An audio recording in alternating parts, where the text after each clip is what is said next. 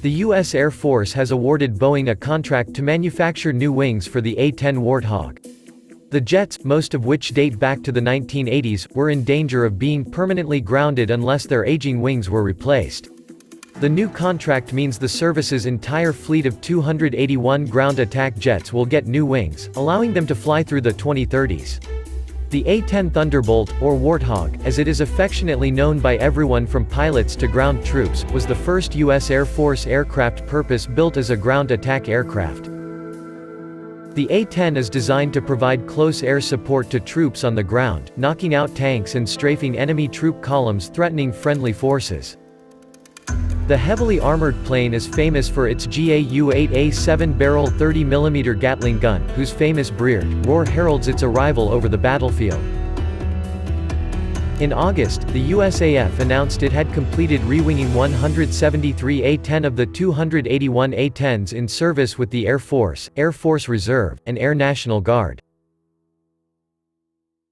The effort, launched in 2011, had Boeing manufacturing new wing sets for A-10, sets that were then installed by A-10 maintainers at the Ogden Air Logistics Complex in Utah and Osan Air Base in South Korea. The new wings are good for an additional 10,000 hours of flying, but only 6 of 9 A-10 squadrons got them. That left open the possibility the Air Force could retire the remaining 108 jets or so.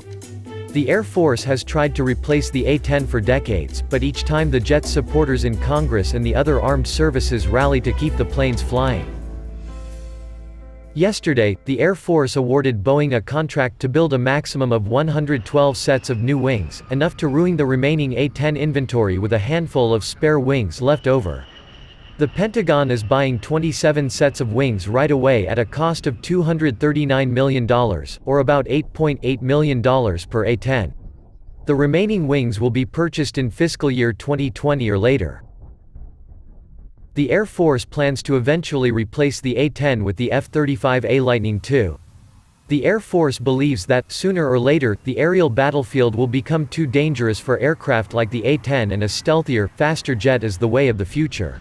Critics contend the F-35A lacks a suitable gun and ammunition for strafing, cannot loiter over battlefields the way the A-10 can, and is not as survivable to enemy fire.